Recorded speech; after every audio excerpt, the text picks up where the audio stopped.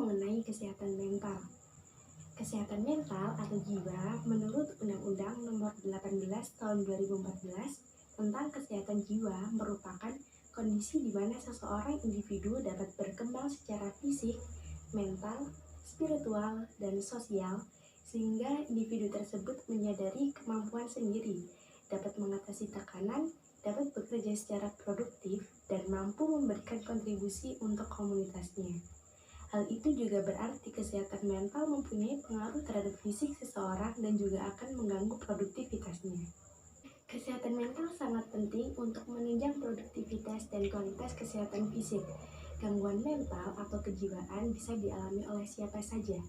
Menurut data Riskesdes atau Riset Kesehatan Dasar tahun 2018 menunjukkan prevalensi gangguan mental emosional yang ditunjukkan dengan gejala-gejala depresi dan kecemasan untuk usia 15 tahun ke atas mencapai sekitar 6,1% dari jumlah penduduk Indonesia atau setara dengan 11 juta orang. Pada usia remaja sekitar 15-24 tahun memiliki persentase depresi sebesar 6,2%. Depresi berat akan mengalami kecenderungan untuk menyakiti diri sendiri atau self-harm hingga bunuh diri. Sebesar 80-90% kasus bunuh diri merupakan akibat dari depresi dan kecemasan. Kasus bunuh diri di Indonesia bisa mencapai 10.000 atau setara dengan setiap 1 jam terdapat kasus bunuh diri. Menurut ahli sosiologis, 4,2% siswa di Indonesia pernah berpikir untuk bunuh diri. Pada kalangan mahasiswa, sebesar 6,9% mempunyai niatan untuk bunuh diri, sedangkan 3% lainnya pernah melakukan percobaan bunuh diri. Depresi pada remaja bisa diakibatkan oleh beberapa hal, seperti tekanan dalam bidang akademik, perundungan atau bullying, faktor keluarga, dan permasalahan ekonomi. Depresi terjadi dengan salah satu ciri adalah stres dan kecemasan berkepanjangan yang menyebabkan terhambatnya aktivitas dan menurunnya kualitas fisik. Pencegahan depresi dapat dilakukan dengan pengelolaan stres. Pengelolaan stres masing-masing individu berbeda. Ada yang mengelola stres dengan melakukan kegiatan yang disukai seperti hobi, melakukan kegiatan refreshing, mendekatkan diri dalam konteks spiritual keagamaan, hingga bercerita kepada orang lain untuk mengurangi beban stres.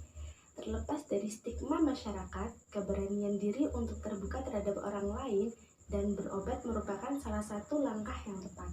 Di era digital seperti sekarang, banyak platform yang menyediakan layanan konsultasi secara daring dengan biaya maupun gratis.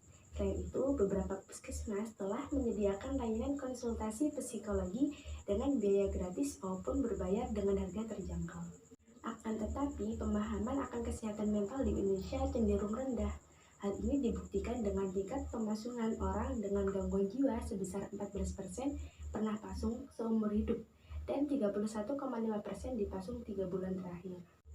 Selain itu, sebesar 91% masyarakat Indonesia yang mengalami gangguan jiwa tidak tertangani dengan baik dan hanya 9% sisanya yang dapat tertangani.